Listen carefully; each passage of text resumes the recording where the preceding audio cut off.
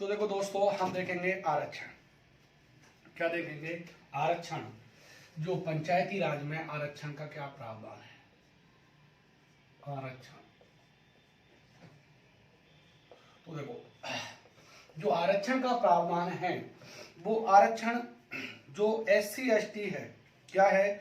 ST ST के लिए जो आरक्षण का प्रावधान है वो आरक्षण का प्रावधान है कि उनको जनसंख्या के आधार पर, जनसंख्या के अनुपात में आरक्षण दिया जाएगा। यानी जितनी उनकी जनसंख्या होगी उतना ही क्या दिया जाएगा? आरक्षण दिया जाएगा। तो SC ST को उनकी जनसंख्या के आधार पर आरक्षण दिया जाएगा। तो नंबर 1, SC व ST को, अनुसूचित जाति और अनुसूचित जनजाति को, SC और ST को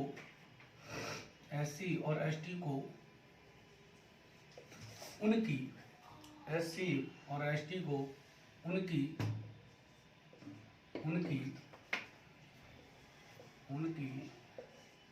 जनसंख्या के अनुपात में,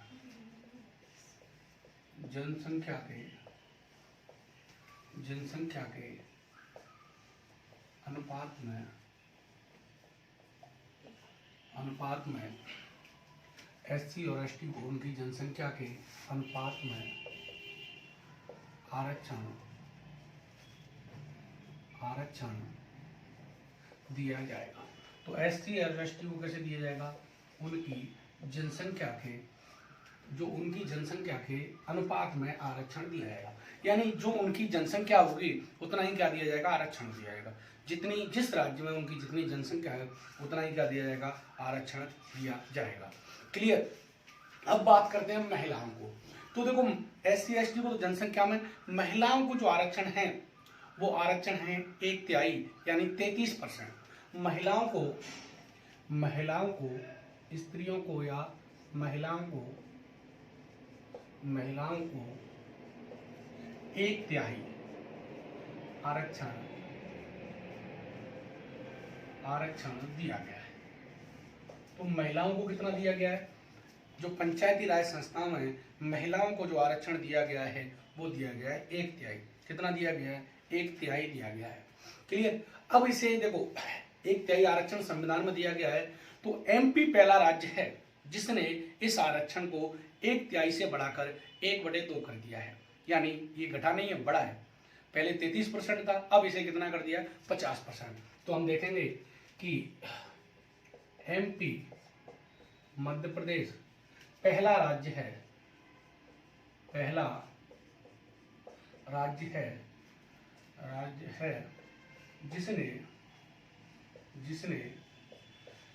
जिसने महिलाओं के लिए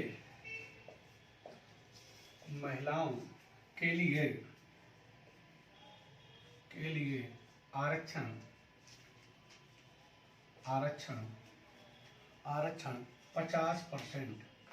50% कर दिया है। कितना कर दिया है? 50% कर दिया है। ये बात हुई। तो महिलाओं के लिए MP, और राजस्थान में भी कितना है? राजस्थान में भी महिलाओं के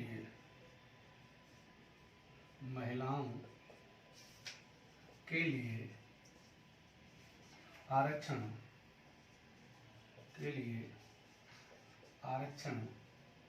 50% है। तो महिलाओं के लिए कितना परसेंट आरक्षण है? 50%। ध्यान रखना, महिलाओं के लिए राजस्थान में भी कितना परसेंट आरक्षण है? 50% है। देखो, संसद ने भी 110वें संविधान संशोधन के द्वारा इसे 50% करने का क्या रखा है? प्रस्ताव रखा है। तो संसद ने भी इसको 110वें संविधान संशोधन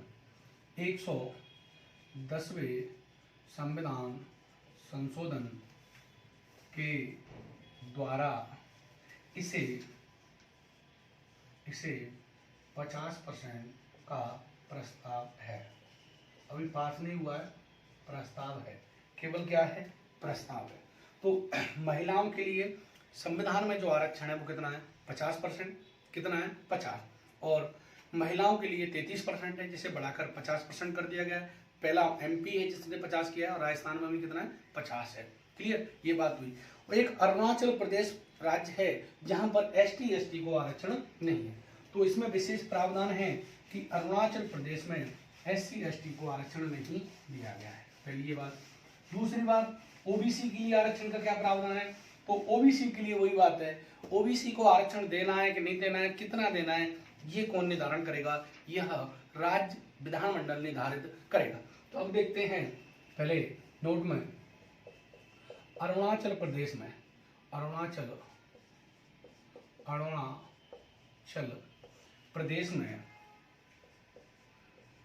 प्रदेश में एससी एसटी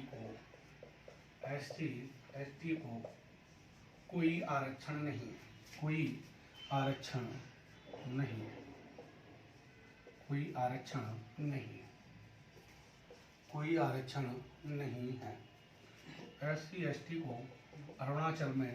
तो कौन सा राज्य है जहां पर पंचायती राज संस्थाओं में, किसमें? पंचायती राज संस्थाओं में एससी और एसटी के लिए आरक्षण नहीं है, वो राज्य है अरुणाचल प्रदेश। अब बात करते हैं ओबीसी। देखो, ओबीसी अन्य पिछड़ा वर्ग, तो अन्य पिछड़ा वर्ग को आरक्षण देना है या नहीं देना या कितना देना है, यह कौन निर्धारण करेगा? यह राज्य विधानमंडल निर्धारित करेगा। तो ओबीसी के लिए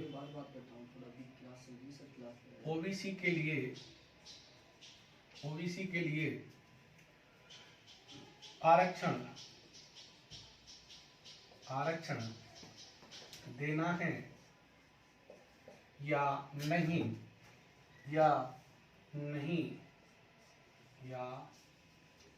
नहीं, इस नहीं और देना है या नहीं, इसका निर्धारण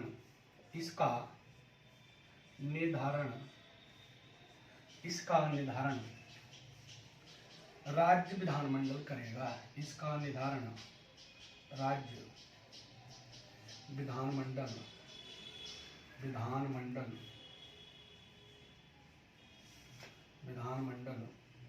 करेगा।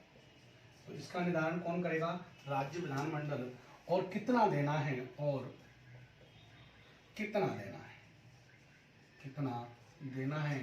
किस प्रकार देना है, किस आधार पर देना है, किस आधार पर, जनसंख्या के आधार पर या किसी अन्य आधार पर, ये सारा किस पर छोड़ दिया गया है?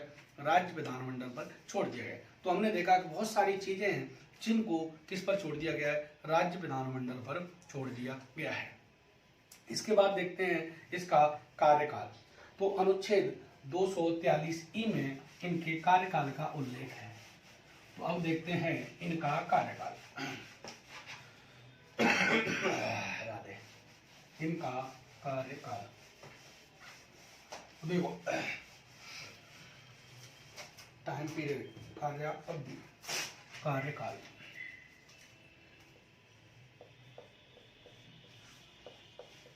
कार्यकाल का जो उल्लेख है कौन से अनुच्छेद में? अनुच्छेद 243E। अनुच्छेद 243E में इनके कार्यकाल का क्या किया गया है? उल्लेख किया गया है। क्या किया गया है? कार्यकाल का उल्लेख किया गया है। अब देखो दोस्तों, कार्यकाल में बात करें तो इनका सामान्यतः जो कार्यकाल है वो कितना है? 5 वर्ष। कितना है? सामान्यतः इनका जो टाइम पीरियड है, कार्यकाल है, वो 5 वर्ष है। परंतु ये 5 वर्ष कहां से होगा? चुनाव के दिन से, या चुनाव की घोषणा हुई उस दिन से, या प्रथम बैठक से? तो ध्यान रखना, इनका जो 5 वर्ष का कार्यकाल होता है, सभी का जो कार्यकाल होता है, तो इनका जो कार्यकाल होता है वो प्रथम बैठक से 5 वर्ष होता है। तो इनके कार्यकाल की बात करें, प्रथम बैठक से, फर्स्ट मीटिंग, प्रथम बैठक से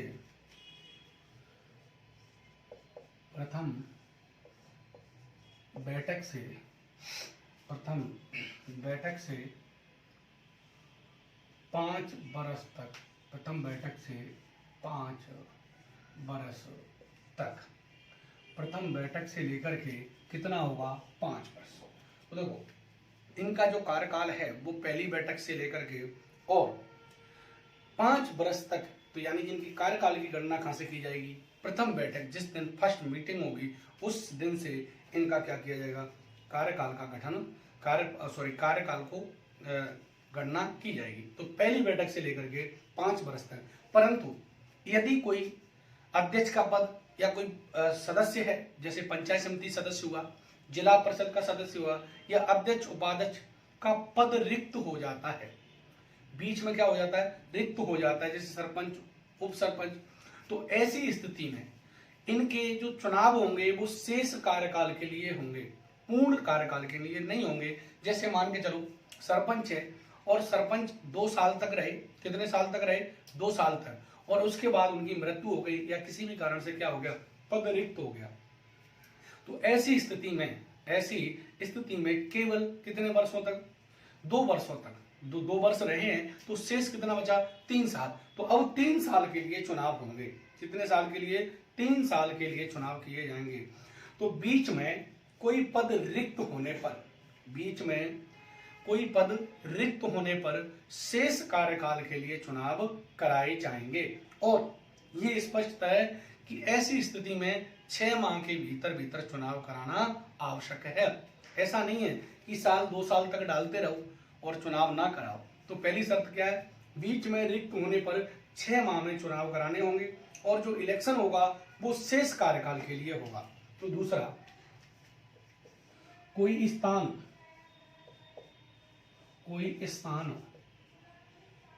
वो हो सकता है सरपंच का हो सकता है उप सरपंच का हो, या वार्ड पंच का हो सकता है, प्रधान का भी हो सकता है, उप प्रधान का, या पंचायत समिति सदस्य, ऐसी जिला परिषद अध्यक्ष, उपाध्यक्ष और सदस्यों का भी। तो कोई स्थान रिक्त होने पर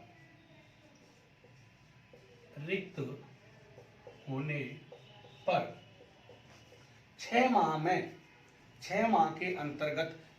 के अंतर्गत चुनाव कराने होंगे। कोई स्थान रिक्त होने पर 6 माह में चुनाव कराने होंगे।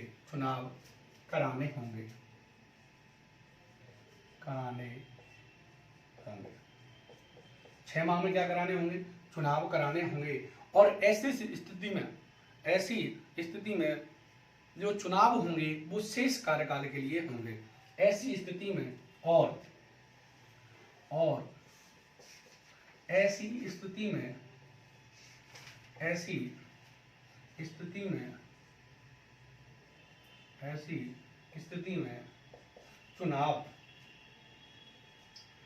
चुनाव शेष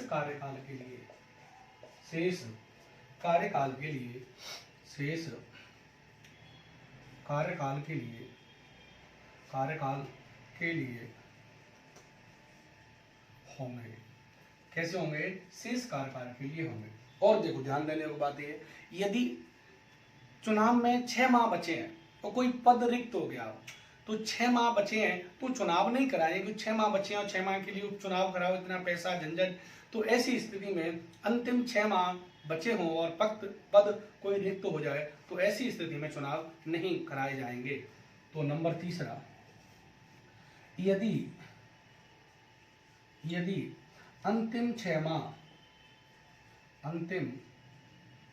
माह में पद रिक्त होता है, पद या स्थान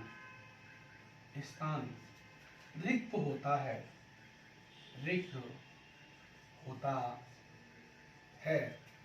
तो ऐसी स्थिति में चुनाव नहीं कराए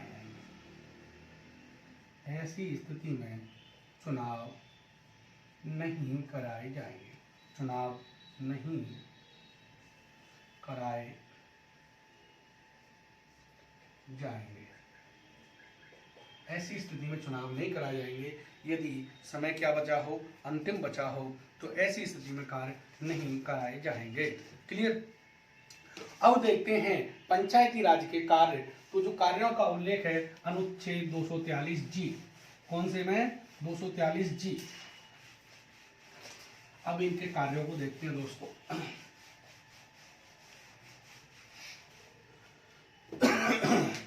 अनुच्छेद कार्य पंचायती राज के कार्य। तो इनका कार्यों का उल्लेख कौन से अनुच्छेद में?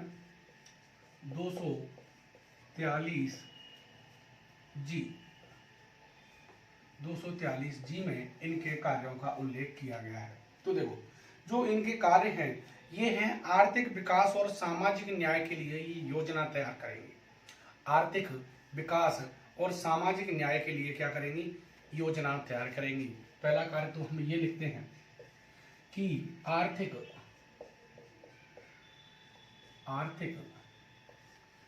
विकास व सामाजिक न्याय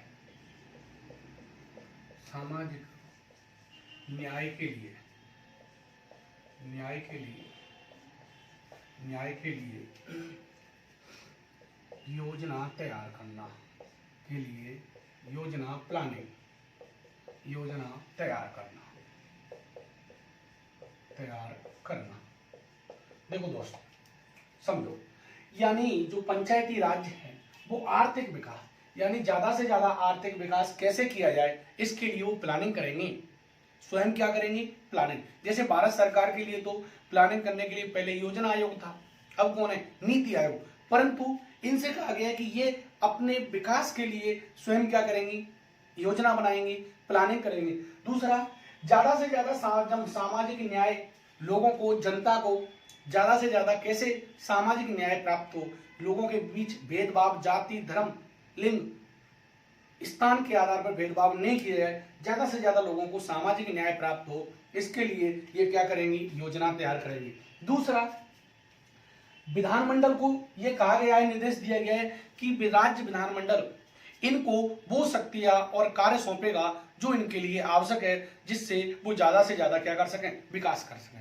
राज्य विधानमंडल को निर्देश दिया गया है कि राज्य विधानमंडल इन संस्थाओं को वो शक्तियां, अधिकार और कार्य सौंपे जिनसे इनका ज्यादा से ज्यादा क्या हो सके? विकास हो सके। दूसरा क्या है? राज्य विधानमंडल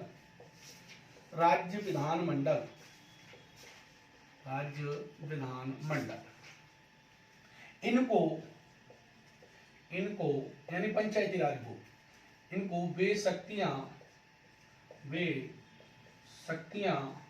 और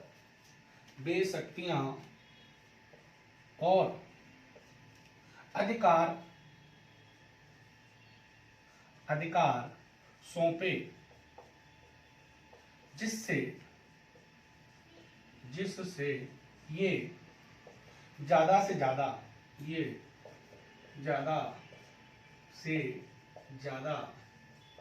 विकास कर सके या विकास के लिए आवश्यक हो, ज्यादा से ज्यादा विकास के लिए आवश्यक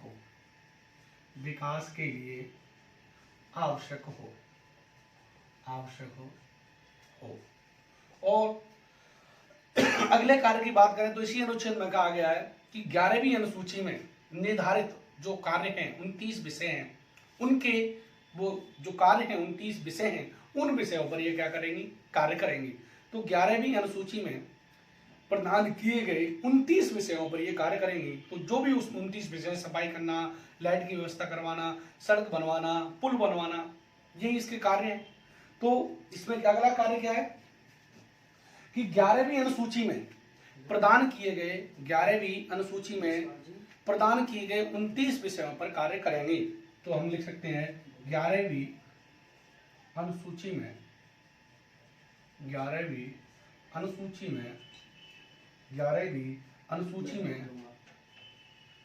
प्रदान किए गए 29 विषयों पर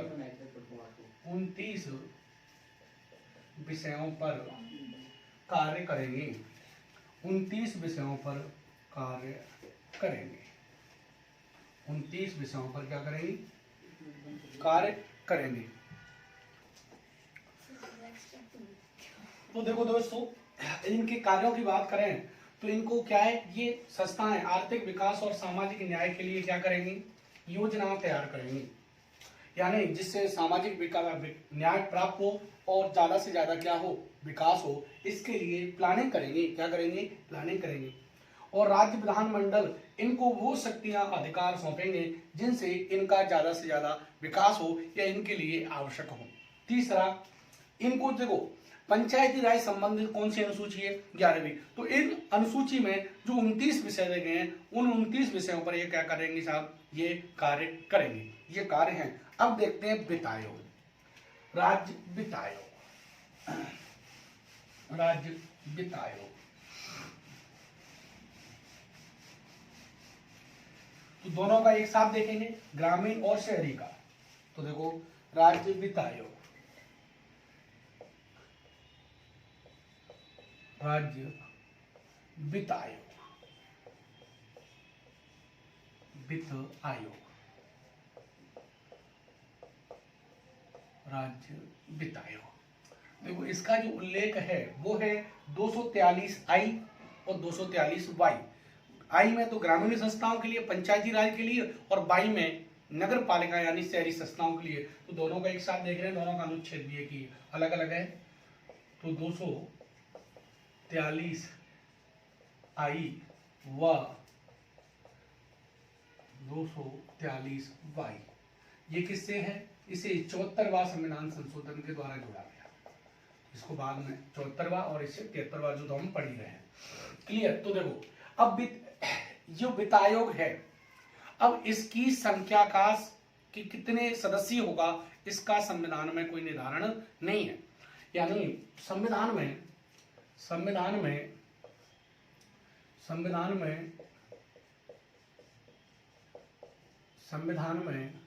वित्त आयोग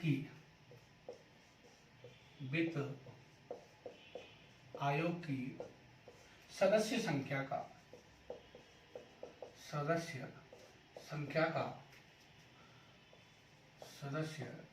का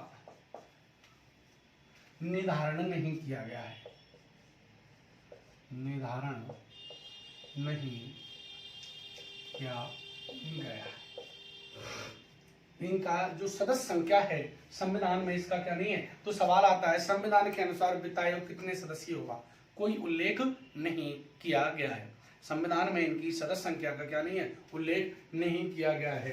तो देखो ये हो गया। अगर दूसरा बात करें इसकी, तो इसके कार्य क्या होंगे। तो जो पंचायती राज है और नगर पालिका हैं उनके लिए वित्तीय अनुदान की क्या करेगा, सिफारिश करेगा। अरे केंद्र और राज्यों के बीच धन के विभाजन के लिए, केंद्र और राज्यों के धन के विभाजन के लिए अनुच्छेद 280 के तहत केंद्रीय वित्त आयोग है। अरे 280 के तहत कौन है, केंद्रीय वित्त आयोग है। परंतु ये पंचायती राजों के लिए, पंचायती राज और नगर पालिका, नगरीय जो संस्थाएं नगर पालिका संबंधित हैं उनके लिए वित्तीय अनुदान की क्या करेगा, सिफारिश करेगा। तो इसका जो कार्य है अगला कि वित्त आयोग, राज्य वित्त आयोग, वित्त आयोग, राज्य वित्त आयोग, पंचायती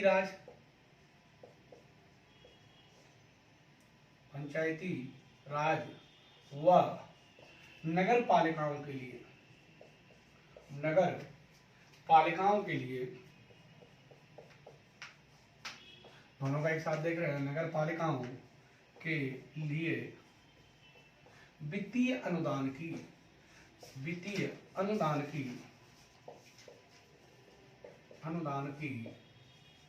सिफारिश करेगा। वित्तीय अनुदान की क्या करेगा दोस्तों, सिफारिश करेगा। वित्तीय अनुदान की क्या करेगा, सिफारिश करेगा। सिफारिश ये कि पंचायती राज को कितना धन दिया जाए, कितना अनुदान दिया जाए, कैसे कैसे दिया जाए, ये क्या करेगा, वित्तीय अनुदान की सिफारिश करेगा। क्लियर। दूसरा, जो राज्य की संचित निधि है, जैसे केंद्र की संचित निधि है ऐसे ही राज्य की क्या है, संचित निधि है। तो राज्य की संचित निधि में से पंचायती राज और नगर पालिकाओं के लिए कितना कितना धन दिया जाए, ये कार्य करेगा। तो राज्य की संचित निधि से अनुच्छेद 267 राज्य की दोनों के लिए अनुच्छेद एक ही है, केंद्र और राज्य के लिए। राज्य की संचित निधि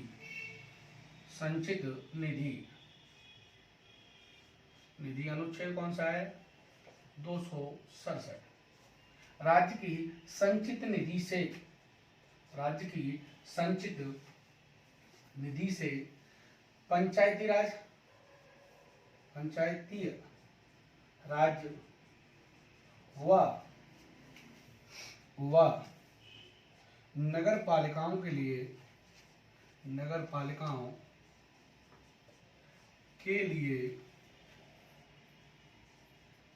धन के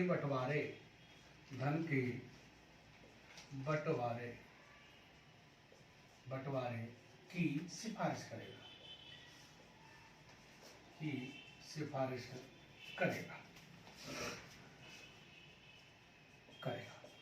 तो इसका पहला तो यही है कि संविधान में इनकी जो सदस्य संख्या है उसका उल्लेख नहीं किया गया है। दूसरा कि पंचायती राज और नगर पालिकाओं के लिए वित्तीय अनुदान की सिफारिश करेगा कि जो भारत राज्य सरकार के पैसे में से कितना पैसा इनको दिया जाए। अगला कार्य है कि जो राज्य की संचित निधि है उस संचित निधि में से पंचायती राज और कौन कौन सी पंचायती राज अलग अलग वहां पर है उनको कितना कितना पैसा दिया जाए, नगर पालिकाओं को कितना पैसा दिया जाए, ये कार्य करेगा। इसके अलावा हम बात करें तो इसके अलावा जो उनके लिए एक योजना तैयार करेगा, विकास के लिए क्या करेगा, पंचायती राज और नगर पालिकाओं के लिए योजना तैयार करेगा। तो इसका जो अगला कार्य है पंचायती राज और नगर पालिकाओं के लिए दोस्तों क्या करेगा, योजना तैयार करेगा। पंचायती राज और नगर पालिकाओं के लिए विकास की योजना तैयार करेगा। तो पंचायती राज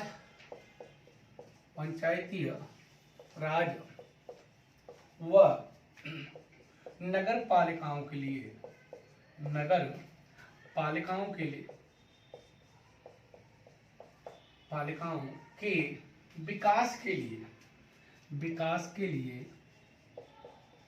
विकास के लिए योजना तैयार करेगा,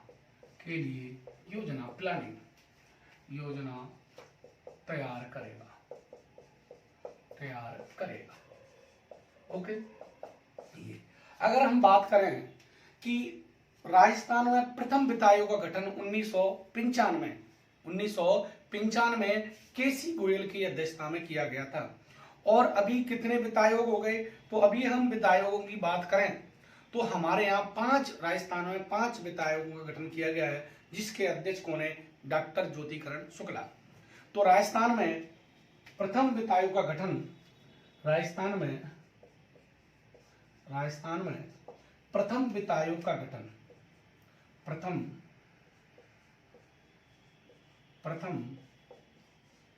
वित्त आयोग का गठन 1995 में केसी गोयल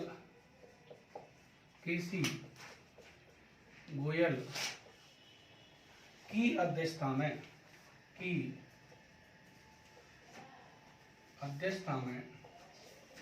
किया गया था।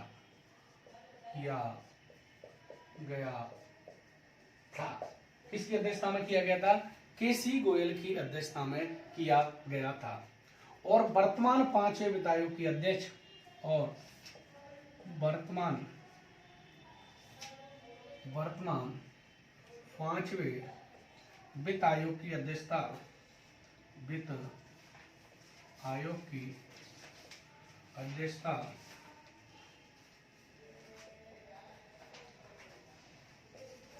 डॉक्टर ज्योतिकिरण शुक्ला हैं।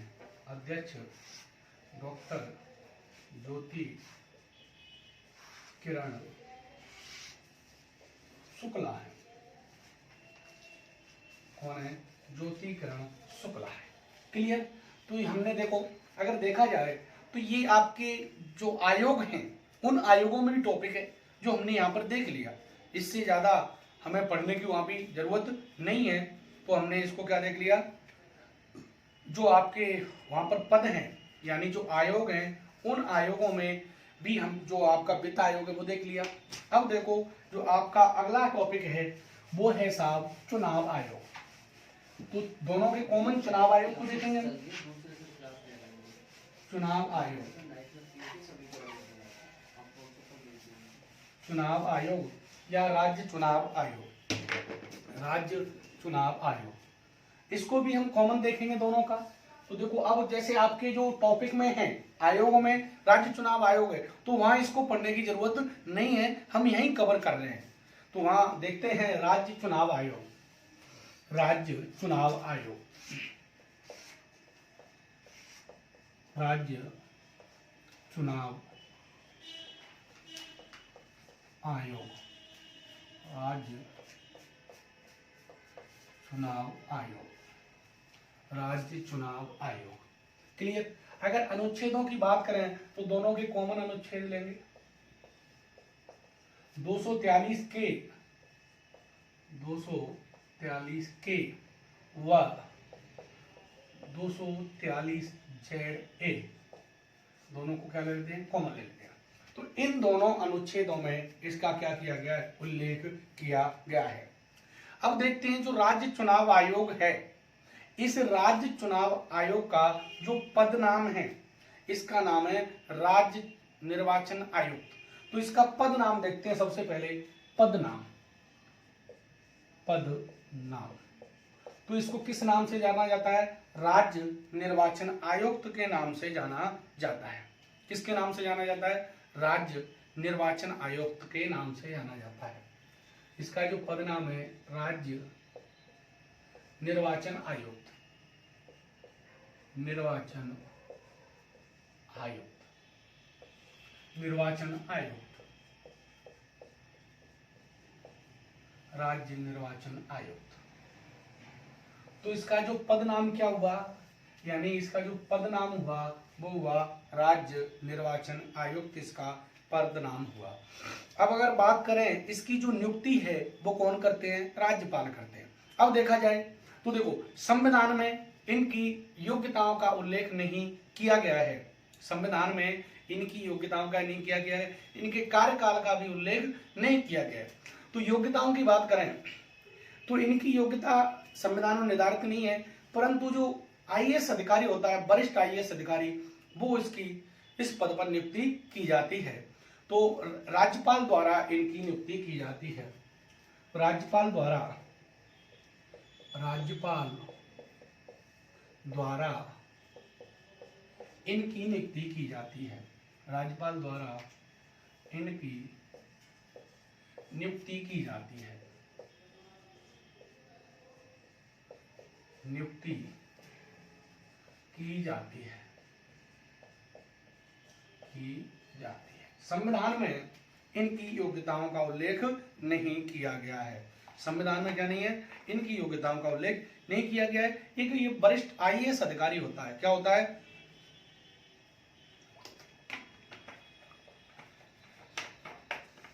तो संविधान में इनकी जो योग्यता है उनका उल्लेख नहीं किया गया। अगर अपन संविधान में इनकी या इसकी योग्यताओं का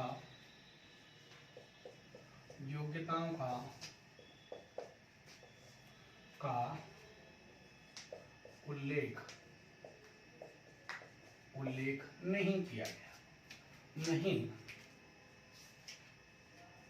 किया गया है। संविधान में इनकी किसी भी प्रकार की योग्यताओं का उल्लेख नहीं किया गया, परंतु इस पद पर नियुक्ति वरिष्ठ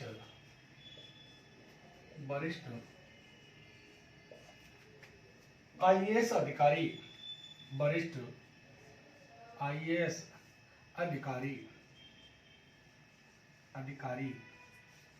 की जाती है। तो इस पर जो नियुक्ति होती है वो वरिष्ठ आईएएस अधिकारी की जाती है। तो इनकी संविधान में क्या नहीं है, योग्यताओं का उल्लेख नहीं है, योग्यताओं का उल्लेख नहीं है। जो आईएएस वरिष्ठ अधिकारी होता है उनके द्वारा इनकी क्या की जाती है, नियुक्ति की जाती है। क्लियर। तो अगला हम देखें कि इनका कार्यकाल देख लेते हैं। तो कार्यकाल यही देख लेते हैं, कार्यकाल। देखो, संविधान में जो चुनाव आयोग है, सॉरी राज्य निर्वाचन आयुक्त है, उसका कार्यकाल भी फिक्स नहीं है, यानी कोई कार्यकाल का उल्लेख नहीं है।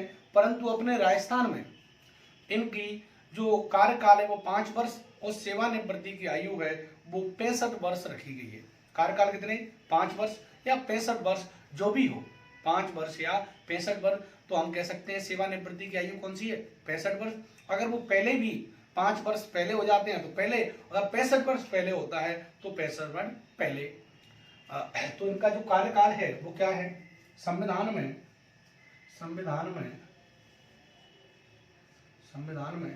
इसके कार्यकाल का उल्लेख नहीं किया गया है। परंतु राजस्थान में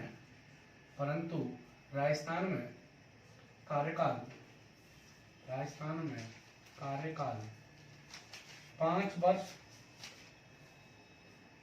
वर्ष या 65 वर्ष जो भी पहले हो, 63 वर्ष जो भी पहले हो। देखो दोस्तों, ये है, यहाँ समझो इस कॉन्सेप्ट को, ये बहुत जगह मिलता होगा सुप्रीम कोर्ट, हाई कोर्ट के लिए। तो देखो, ये 5 वर्ष और ये 65 वर्ष। मान के चलो किसी व्यक्ति की जो आयु है वो कितनी हो गई है, जब उसकी नियुक्ति की गई है तो वो 61 वर्ष का है। तो अब पहले 65 वर्ष होंगे या 5 वर्ष होंगे? पहले 65 वर्ष होंगे, इसलिए वो 4 वर्ष ही कार्य कर पाएगा। परंतु अगर किसी की नियुक्ति 58 वर्ष की एज में हुई है तो अब वो 5 वर्ष कार्य करेगा। तो पहले जो भी हो, अगर 5 वर्ष पहले हो जाते हैं तो 5 वर्ष तक ही रहेगा। यदि उसकी जो सेवानिवृत्ति की आयु 65 वर्ष वो पहले होता है तो फिर उसी तक रहेगा, भले ही 5 वर्ष हो या नहीं हो। ये उसका क्या है साहब? ये है उसका कार्यकाल। ये कार्यकाल क्या है कि 5 वर्ष या 65 वर्ष जो भी हो वो उसका क्या माना जाएगा? कार्यकाल माना जाएगा। कार्यकाल क्या है? 65 वर्ष या 5 वर्ष जो भी हो। अब देखो, अगर इनकी हटाने की प्रक्रिया की बात करें तो बहुत वेरी इंपॉर्टेंट जो है वो है कि राज्य निर्वाचन आयोग को कुछ शक्तियां दी गई हैं। क्योंकि देखो, राज्य सरकार इनका क्या कर सकती है? अपने अनुसार यूज कर सकती है। तो संविधान में इनके लिए स्थायित्व कार्यकाल दे दिया है। अगर इनको हटाना है तो उसी तरह से हटाया जा सकता है जिस तरीके से हाई कोर्ट के न्यायाधीशों को हटाते हैं। अब पहली बात तो हाई कोर्टों के न्यायाधीश को कौन उठाएगी? संसद उठाएगी, राज्य उठाएगा ही नहीं। तो राज्य सरकार को निर्वाचन आयोग को हटाने का कोई अधिकार ही नहीं है, क्योंकि न्यायाधीशों को कौन उठाती है? राज्य के न्यायाधीशों को, ध्यान रखना, संसद उठाती है। उनको संसद हटाती है तो फिर राज्य निर्वाचन आयोग को भी कौन उठाएगी? संसद, यानी केंद्र सरकार। तो राज्य सरकार के पास राज्य निर्वाचन आयोग को हटाने की किसी भी प्रकार की शक्ति नहीं है। किसी भी प्रकार की क्या नहीं है? शक्ति नहीं है। क्लियर? ये क्या हुआ साहब? निर्वाचन आयोग। अब इसको देखते हैं हटाने की प्रक्रिया और इसके कारण।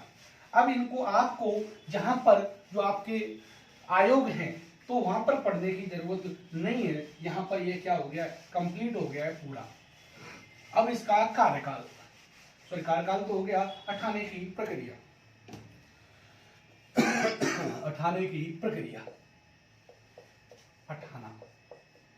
हटाना या प्रक्रिया। तो हम प्रक्रिया तो यहां देखेंगे नहीं क्योंकि बहुत लंबी प्रक्रिया है। क्लियर? तो अभी हम देखते हैं कि राज्य निर्वाचन आयुक्त को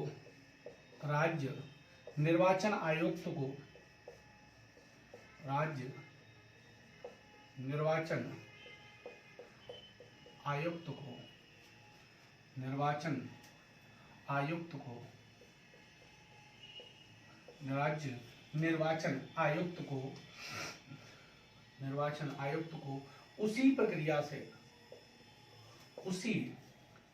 से प्रक्रिया से हटाया जा सकता है, उसी प्रक्रिया से हटाया जा सकता है, हटाया जा सकता है, जिस प्रक्रिया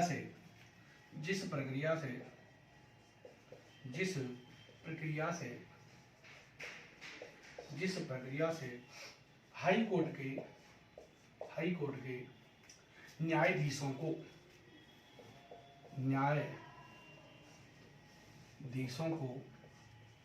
हटाया जाता है। तो चुनाव आयोग तो किस प्रक्रिया से हटाया जा सकता है? जिस प्रक्रिया से जो राज्य के हाई कोर्ट होते हैं उनके न्यायाधीशों को हटाते हैं। देखो मैं प्रक्रिया नहीं बताऊंगा, केवल इतना समझ लो। इसका मतलब ये हुआ कि राज्य चुनाव आयुक्त को राज्य सरकार को हटाने की शक्ति तो है ही नहीं, क्योंकि न्यायाधीशों को कौन हटाता है? संसद। कौन हटाएगी? संसद। तो फिर चुनाव आयुक्त को भी कौन हटाएगी? संसद। देखो नियुक्ति राज्य में हो रही है, राज्यपाल कर रहा है, हटाएगा कौन? संसद। दो पद हैं ऐसे, एक आरपीएससी का अध्यक्ष और एक चुनाव आयुक्त। इन दोनों की नियुक्ति राज्यपाल करता है, त्यागपत्र तो राज्यपाल को देते हैं, परंतु हटाती कौन है? संसद हटाती है। चुनाव जो आरपीएससी का अध्यक्ष होता है उसे कौन हटाता है? राष्ट्रपति। तो हटाने की शक्ति केंद्र सरकार के पास है। तो हम इसे निष्कर्ष रूप में कह सकते हैं कि राज्य सरकार के पास राज्य निर्वाचन आयुक्त को हटाने की शक्ति नहीं है। इसे डायरेक्ट तो संविधान में नहीं लिख रहा है। संविधान में तो क्या लिख रहा है कि इन्हें उसी प्रक्रिया से हटाया जा सकता है जिस प्रक्रिया से हाईकोर्ट के न्यायाधीशों को। तो निष्कर्ष में हम कह सकते हैं निष्कर्ष कि राज्य निर्वाचन आयुक्त को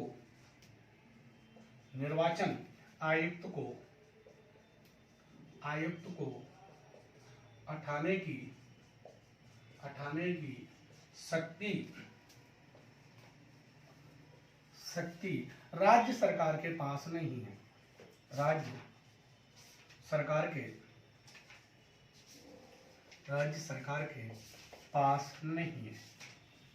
पास नहीं है। इन्हें संसद ही हटा सकती है।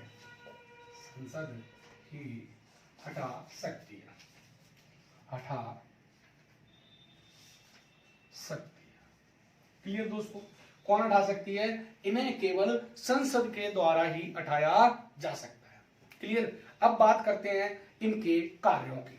तो इसके कुछ नहीं, दो कार्य हैं, बहुत सारे हैं, अपन को दो ही पढ़ने हैं, यहां से सवाल बनता है। तो पहला कार्य तो ये है कि भैया नामावली तैयार करता है, मतदाता सूची तैयार करवाता है। और ये चुनाव किसके कराता है? ये केवल पंचायती राज और नगर पालिकाओं के चुनाव करवाता है, सभी स्तरों के, ग्राम पंचायत, पंचायत समिति, जिला परिषद। तो हम शॉर्ट में क्या कह सकते हैं? पंचायतों के और नगर पालिकाओं के चुनाव कराता है, जिसमें नगर पालिकाओं में नगर पालिका, नगर परिषद, नगर निगम तीनों आ गए।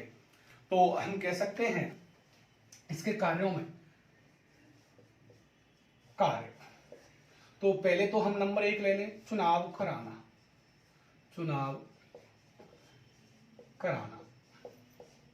तो देखो ये किस किस के चुनाव कराता है? नंबर 1 पंचायतों,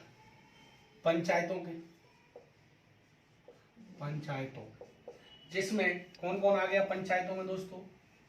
पंचायतों में देखो, पंचायतों में पहले तो वार्ड पंच आ गए, वार्ड पंच।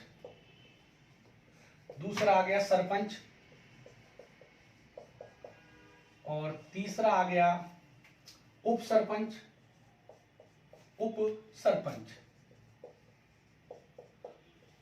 ये तो उप सरपंच।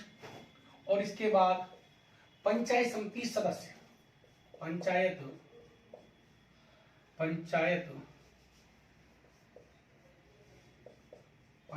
समिति सदस्यों का कराता है। इसके अलावा हम देखें प्रधान, उप प्रधान। इसके अलावा नगर पालिका, नगर जिला परिषद के सदस्यों का, जिला परिषद के सदस्यों, जिला परिषद के सदस्यों का। और नंबर 2 जिला प्रमुख का, जिला प्रमुख और उप जिला प्रमुख, उप जिला प्रमुख। तो ये सारे किस में आ गए? पंचायतों में आ गए। अरे पंचायतों की ये कॉमन शब्द है, इन सब के लिए एक कॉमन शब्द क्या है? ये तीनों स्तरों के लिए एक कॉमन शब्द है पंचायत या ग्रामीण स्थानीय स्वशासन। दूसरा इसके जो अलग चुनाव कराएगा नगर पालिकाओं के, नगर पालिका, नगर पालिका जिसमें कौन कौन आएंगे? तीनों स्तर। नंबर 1 नगर पालिका, नगर पालिका। नंबर 2 नगर पालिका सदस्य, सदस्य। नंबर 2 नगर पालिका प्रमुख, नगर पालिका प्रमुख। ये बहुत सारे, ये ध्यान रख लो, मैं सारे नहीं करा रहा, नगर मैं बता देता हूं। देखो नगर पालिका प्रमुख, नगर पालिका के पहले सदस्य जिसे वार्ड कहते हैं वो, और इसका अध्यक्ष उपाध्यक्ष। ऐसे ही जो नगर पालिका परिषद है उसके अध्यक्ष उपाध्यक्ष सदस्य, और नगर निगम उनके अध्यक्ष सदस्य, और जो भी वार्ड समिति वगैरह सब कुछ है पंचायती राज और स्थानीय संस्थाओं से संबंधित, वो सारे कार्य कौन कराएगा? ये ही कराएगा। अब इसके बाद दूसरा इसका कार्य है मतदाता सूची तैयार कराना।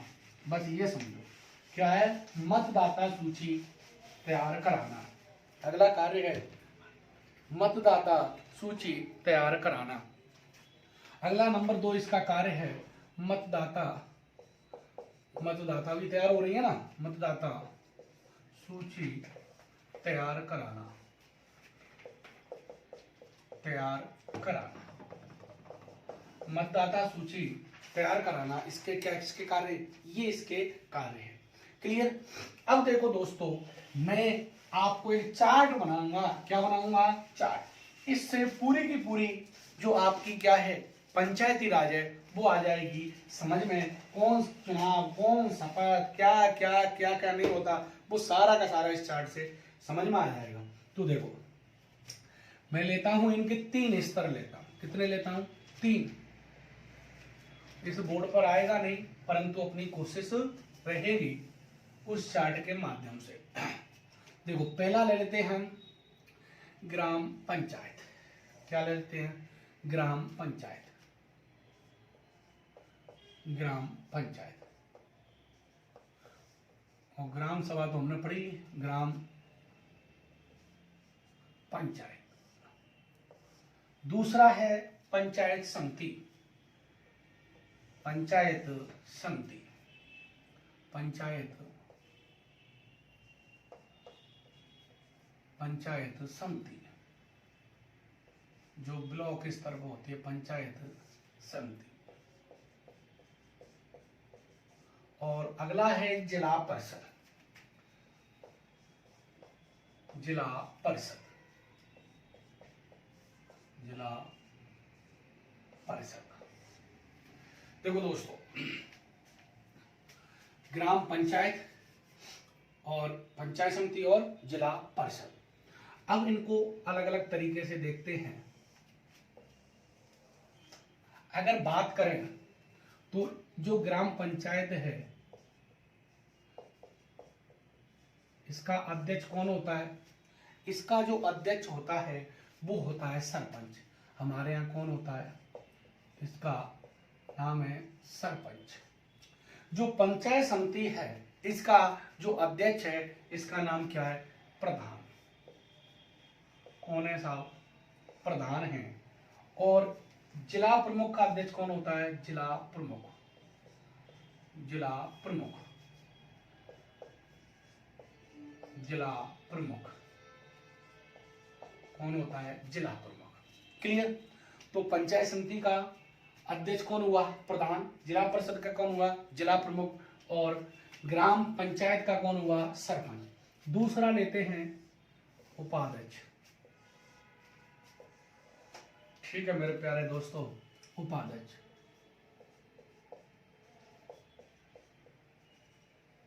उपाध्यक्ष, उपाध्यक्ष को यहाँ ग्राम पंचायत में बोलते हैं उप सरपंच। उप सरपंच। और पंचायत समिति में बोलते हैं, जो उपाध्यक्ष होता है पंचायत समिति का, उसे कहते हैं उप प्रधान। उप प्रधान। और जिला परिषद का जो उपाध्यक्ष होता है उसे कहते हैं उप जिला प्रमुख। क्या कहते हैं? उप जिला प्रमुख। उप जिला प्रमुख। अब इसके सदस्य कौन होंगे? सदस्य देखते हैं यहां पर कौन कौन होगा। तो सदस्य देखो, अगर सदस्यों की बात करें दोस्तों, तो यहां पे होंगे वार्ड पंच। कौन होंगे साहब? सदस्य के रूप में वार्ड पंच। कौन होंगे? वार्ड पंच होंगे यहां पर। अगर बात करें दोस्तों कि यहां पर कौन होंगे, तो इनको जो सदस्य होते हैं पंचायत समिति में, उन्हें बोलते हैं पंचायत समिति सदस्य। क्या कहेंगे? पंचायत समिति सदस्य। पंचायत समिति सदस्य। यहां कहेंगे जिला परिषद के सदस्य। जिला परिषद के सदस्य। जिला परिषद के सदस्य। क्लियर दोस्तों? अब इसके बाद सदस्यों के, अब देखते हैं इनकी शपथ।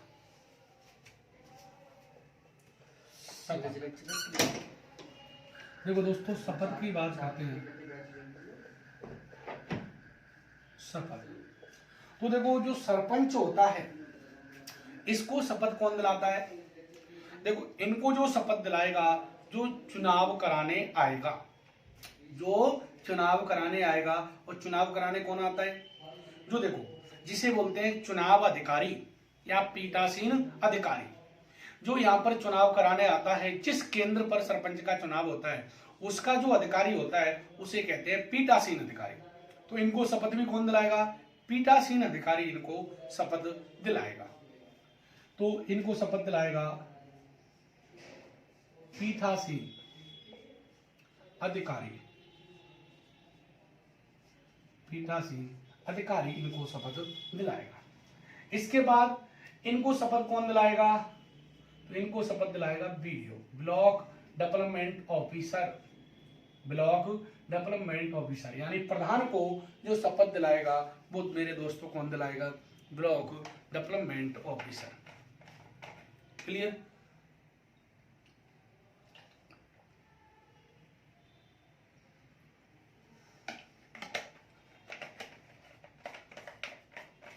तो इनको जो शपथ दिलाएगा वो कौन दिलाएगा साहब?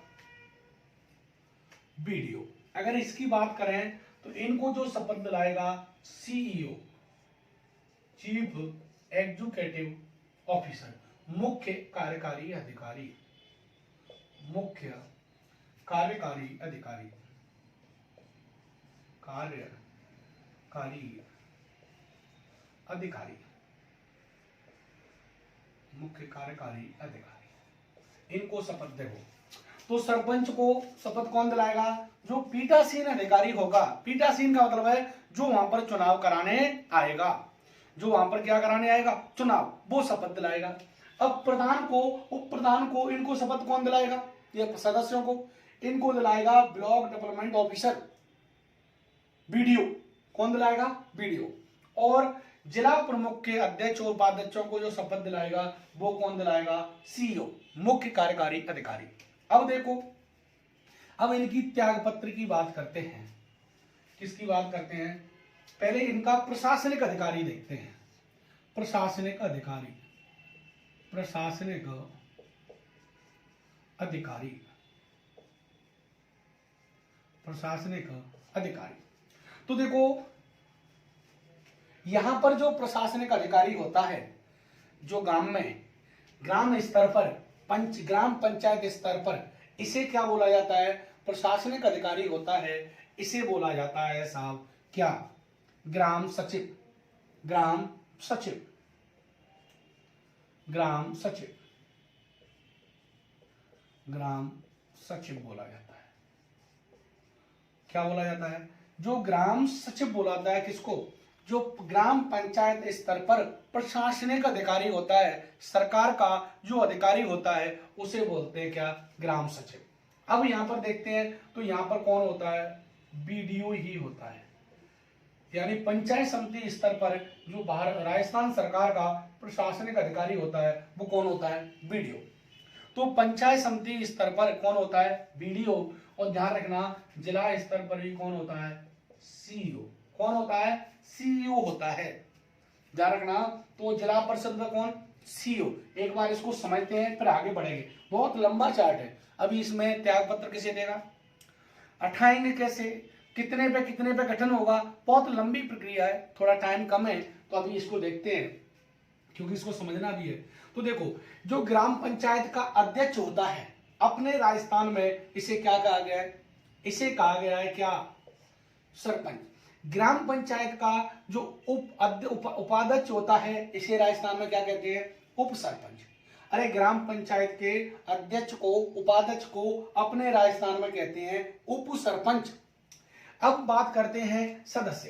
तो ग्राम पंचायत के सदस्य कौन होते हैं? जो प्रत्येक वार्ड से वार्ड पंच चुन के आते हैं, वो ग्राम पंचायत के क्या होते हैं? वार्ड पंच होते हैं। क्या होते हैं? वार्ड पंच होते हैं। क्लियर। अब बात करें कि जो शपथ किसे जो सरपंच, उप सरपंच और इन पंचों को शपथ कौन दिलाता है? पीठासीन अधिकारी दिलाता है। कौन दिलाता है? जो वहां पर चुनाव कराने आता है, वो उस समय इनको शपथ दिला के जाता है। अब बेटा पंचायत समिति की बात करते हैं। तो जो पंचायत समिति का अध्यक्ष होता है अपने राजस्थान में, उसे प्रधान बोला जाता है। परंतु बेटा यूपी की बात करें तो जो ग्राम पंचायत का अध्यक्ष होता है यूपी में, उसे प्रधान बोलते हैं। हमारे यहाँ जैसे सरपंच बोलते हैं, उसे उत्तर प्रदेश में क्या बोलते हैं? प्रधान। तो अलग अलग राज्यों में नाम हो सकते हैं। संविधान में तो अध्यक्ष, उपाध्यक्ष और सदस्यों की बात की गई है। तो जो पंचायत समिति का अध्यक्ष होता है, उसे अपने राजस्थान में क्या नाम है? प्रधान। उपाध्यक्ष का क्या नाम है? उप प्रधान। ऐसे ही पंचायत समिति के जो सदस्य हैं, उसे यानी जो सदस्य होते हैं पंचायत समिति के, उस किस नाम से जाने जाते हैं? पंचायत समिति के सदस्य के नाम से ही जाने जाते हैं। क्या इसके बाद बात करें कि इनको शपथ कौन दिलाता है? प्रधान, उप प्रधान और पंचायत समिति के सदस्यों को शपथ दिलाता है मेरे प्यारे दोस्तों बीडीओ। कौन दिलाता है? बीडीओ इनको शपथ दिलाता है। अब बात करें जो पंचायत समिति स्तर पर राजस्थान सरकार का जो प्रधान के बराबर प्रशासनिक अधिकारी होता है, पंचायत समिति इन दोनों से मिलकर बनती है, प्रधान और बीडीओ से। ऐसे ही ग्राम पंचायत किन से मिलकर बनती है मेरे प्यारे दोस्तों? ग्राम पंचायत सरपंच और ग्राम सचिव से मिलकर बनती है। तो ये प्रशासनिक अधिकारी हुआ इसका। ऐसे ही जिला परिषद की बात करें तो जो जिला परिषद का प्रमुख है वो कौन होता है? जिला प्रमुख। ऐसे ही जो उपाध्यक्ष होता है उसे क्या कहते हैं? उप जिला प्रमुख। सदस्यों को जिला परिषद के सदस्य। और इनको जो शपथ दिलाता है वो कौन दिलाता है? सीईओ। कौन दिलाता है? सीईओ शपथ दिलाता है। और जो जिला परिषद है वो किन किन से मिलकर बनती है? जिला प्रमुख और सीईओ से। क्योंकि ये तो राजनीतिक प्रमुख होता है और ये प्रशासनिक प्रमुख होता है। अरे ये तो राजनीतिक प्रमुख हुआ ना, और ये कैसा हुआ? प्रशासनिक। ऐसे ही ये राजनीतिक प्रमुख, ये प्रशासनिक प्रमुख। ऐसे ही सरपंच राजनीतिक प्रमुख और ग्राम सचिव प्रशासनिक प्रमुख हुआ। क्लियर हुआ यहां तक? ठीक है। अब इनकी थोड़ी सी त्याग पत्र की बात कर लेते हैं। तो देखो त्याग पत्र इस चार्ट से नहीं समझ में आएगा, मैं थोड़ा सा समझा देता हूं कि ये तीनों के तीनों सरपंच, उप सरपंच और ये जो अपना त्याग पत्र देते हैं वो किसे देते हैं? बीडीओ को देते हैं। ध्यान रखना, ये किसे त्याग पत्र देते हैं? बीडीओ को। ये और प्रधान, केवल प्रधान किसे देता है? केवल प्रधान देता है सीईओ को। केवल प्रधान किसे देता है? सीईओ को। और उप प्रधान और पंचायत समिति के सदस्य देते हैं प्रधान को। क्लियर हुआ? प्रधान, देखो ये तो तीनों बीडीओ को देते हैं, सरपंच, उप सरपंच और वार्ड पंच, परंतु प्रधान तो किसे देगा, सीईओ को। नोट कर लो बेटा, प्रधान किसे देगा, सीईओ को। यहाँ बहुत डाउट रहता है। और बेटा उप प्रधान और पंचायत समिति के सदस्य दोनों किसे देंगे, प्रधान को। ऐसे ही जो जिला प्रमुख है वो अपना त्याग पत्र देगा संभागीय आयुक्त को। किसे देगा बोले वाले हो, संभागीय आयुक्त को। परंतु जो उप जिला प्रमुख किसे देगा, जिला प्रमुख को। और जिला परिषद के सदस्य किसे देंगे, उप जिला प्रमुख को। इसी के साथ हमारी क्लास होती है समाप्त। मिलते हैं अगली क्लास में। सभी को थैंक यू, धन्यवाद, थैंक यू।